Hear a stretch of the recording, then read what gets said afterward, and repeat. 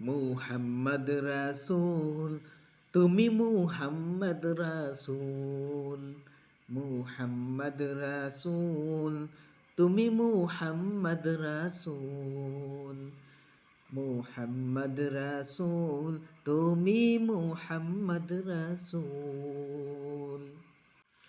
এই দরাতে তুমি এলে আলোর বাণী নিয়ে, এই দরাতে তুমি এলে আলোর বাণী নিয়ে, যার কারণে